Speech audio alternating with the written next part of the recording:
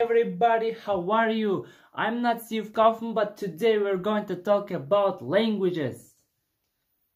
In this video, I want to tell you how do we learn our mother tongues and how did we learn our mother tongues. This is really interesting topic, and I've been thinking about it over the last few months and only got the really idea, and I've just realized it recently, like a few weeks ago, when I was helping to my father with the repairing our old house, and he was asking and like a lot of instruments which he needed to repair our house.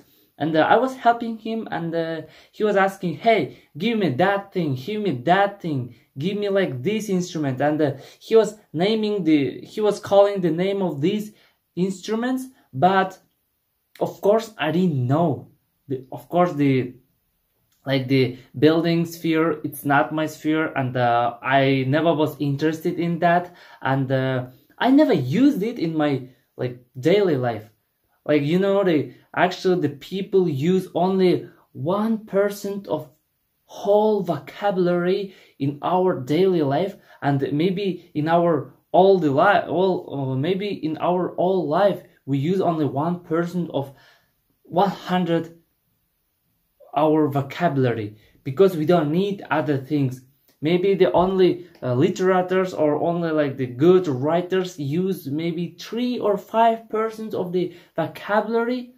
However, even them, they do not use them. They do not they don't need them actually in order to express your thoughts. And only maybe great literatures, like the great writers like the Lev Tolstoy or maybe Dostoevsky or Shakespeare, maybe only a few people used maybe 10 or 15% of the whole vocabulary. That's why their books are really hard to read, because we meet a lot of new vocabulary, even our mother tongue. So that's why these benefits can be used easily in language learning process.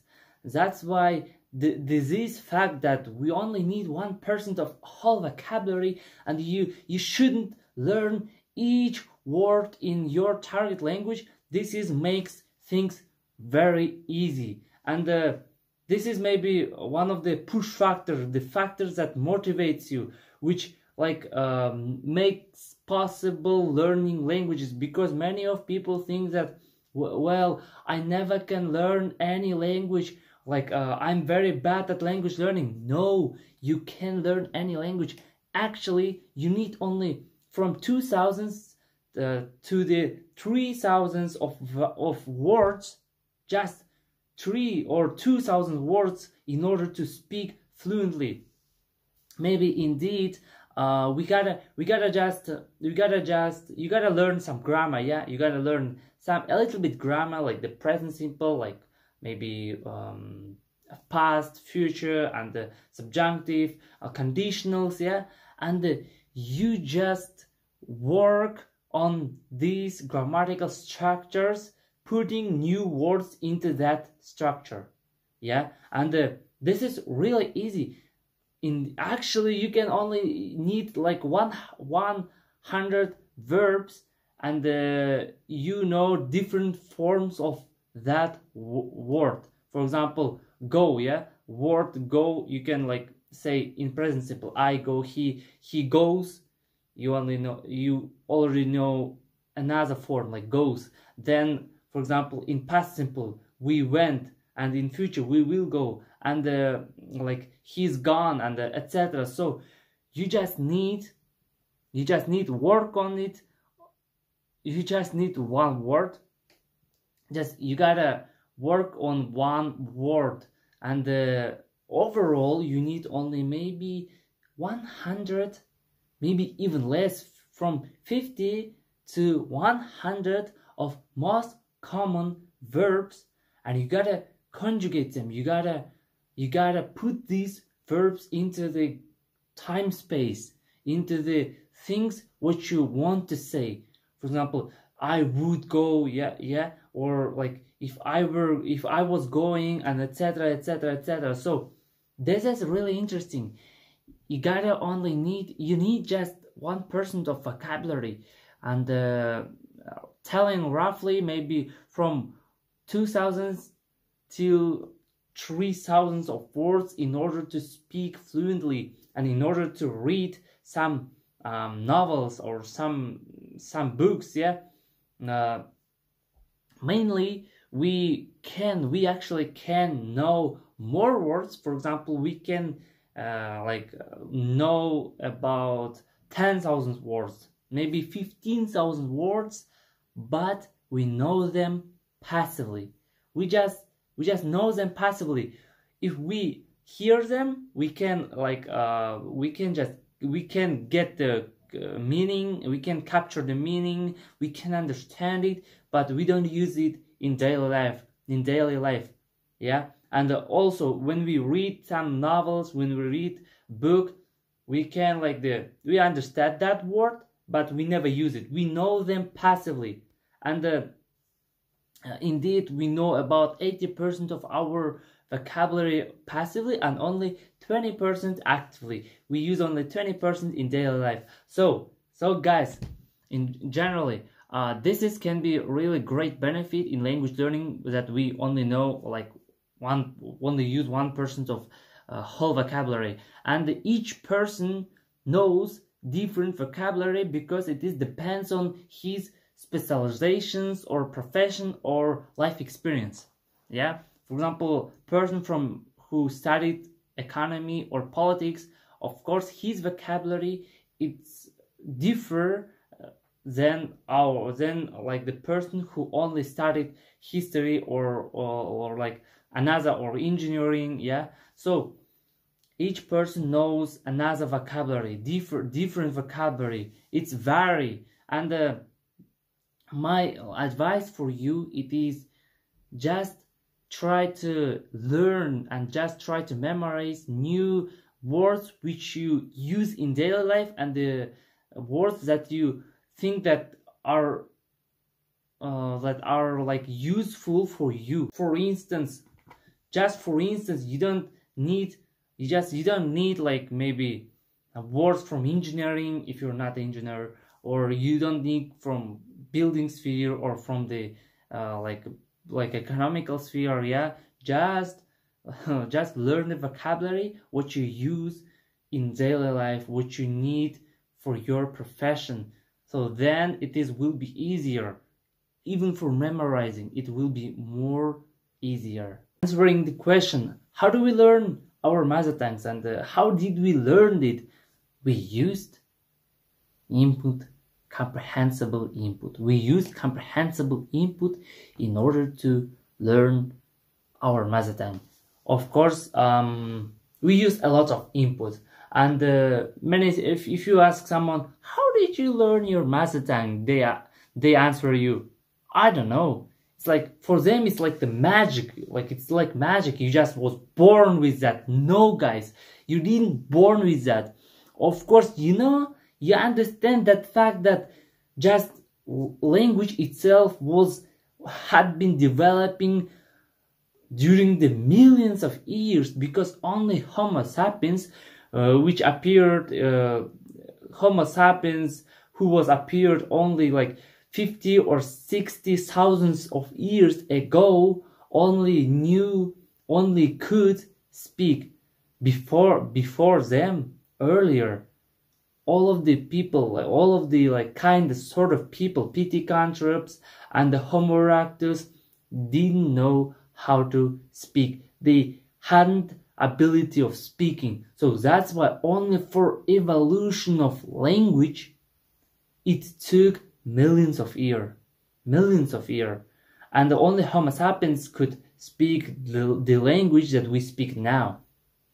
And of course, for example, I'm 22 years old, and you think, well, this is 22 years enough for my mother tongue, and like I achieved one level and I don't progress, and I don't develop myself. Like I learn it, and so the learning of my mother tongue, it's enough. It's like it's end, like the. And do you think that the 22 years of kind of acquiring the Kazakh language, and do you think this is 22 years is enough for me? No, of course. Every day I learn new vocabulary. And as I've said before, with the example with my father, when I was helping him, and I knew a lot of new words from the building sphere, so in Kazakh language, because how does it work, input comprehensible, and how did we learn our mother tongue? And I say one thing in Russian and I show you. So this is the input comprehensible, when you get the meaning, when you get the message, when you firstly you see the thing and you understand, aha, I know the thing in my mother tongue, I know what it is, but I don't know how to call it, I don't know the name of the thing.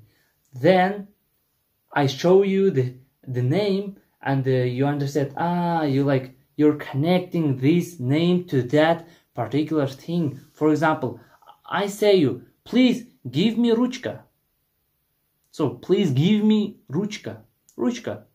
And you're not Russian speaker, and you're maybe English speaker or from other country, you don't know what is it. What is the ruchka? And I say, give me ruchka. And you're like, what is it? And I'm like, this is ruchka. Please give me this. I asked you, give me this ruchka. So thank you. And I'm going, yeah. So, and I'm leaving you, yeah. So, and you understood, ruchka, this is pen actually, and in Russian it is ruchka. It's in like, now I got it. So every day we learn new vocabulary using that method, what I've showed you now. And actually this method was created or developed by Stephen Krashen, and now it's like really it's really spreading around the world, and a lot of polyglots using that method. And if you learn one language, just try to find input comprehensible, because it's the key in language learning. It is a really key in language learning process. So the main point is, how did we learn our mother tongues? Yeah, we used unconsciously just input. Of course, there was comprehensible input, but mainly we just was listening, seeing, watching the stuff, listening, seeing, listening, watching, connecting the word. For example, when we see the movie and someone asking or like do that, and you don't know and someone like shouting swim, and you don't know what is it. When you're a child, when you're a kid, when you're maybe 3 years old, and you see that the swim, and that person starts to swim in the water, and you realize, this action called, and the name of this action is, the verb is swim, and you understand. Actually, we know everything, but we don't know how to call it. We don't know the name of those things. And in language learning, all human beings have the same feelings. We eat, we cry, we laugh, we sleep, we drink, and we drive, we run, we go, maybe we just sit, we lie. And all persons, despite on the nationality, despite on religion, has actually the same feeling. And as well as we do the same actions. Yeah, we do same actions. Yeah, and indeed, you know everything. You know every word. You know every you know everything in this world, but we just don't know how to call it. We just do not know how to express that feeling. You know, in English, you know, you're like, if your mother tongue is English, and you know, like, you know, what is it? Yeah, the person is going, you know, the person is going, but you don't know, you know this action. You know how to call it in English, how to say it in English, how to express that feeling. But you just don't know how to express it in other language. And if you're learning the foreign language, your target language is Spanish, you're just learning newly, you just, as a child, you know this action, and you just learning how to express it in another language, like hombre está yendo, and that's all. Like, that's all. Actually, we know everything, but we just don't know how to call it, how to express that feeling. For example, you're really sad, and you know in English, like, I'm sad, but you don't know, and you're learning that your target language, your target language, which is foreign language for you, and you're just learning how to say it in that language, and that's all. So you gotta know it. You know everything. Just we're learning how to call it in another culture. Can you learn language in 2 weeks? No, you can't learn language in 2 weeks. And many elder people say that, well, kids learn languages faster. Nope. Because, you know, like, the kid, when he was born, from the point that he was born, till the point that he started actually speak, it took actually 2 or 3 years. So that's why the kid did not learn languages faster. They just born in that environment. They got environment, and they get a lot of input during the 2 or 3 years. And also they got comprehensive input, someone speaking to it, someone speaking slowly, and etc. And it took actually, like, on average, maybe it took 2 or 3 years in order to start to speak for kids. And the same 3 years, it's 3 years of intensive learning. It's enough, actually. It's enough in order to speak at the level B2, maybe C1. I'm not talking about the C2 proficiency, yeah? I'm just talking about B2 or C1. So that's why kids do not learn languages faster. So how did we learn our languages? We just used the input, and I've said a lot of things about this topic, and I hope that you enjoyed the video. If you like it, just subscribe and leave the comments. And if you like the video in English language, so I will continue making stuff in English and telling about language learning. So bye.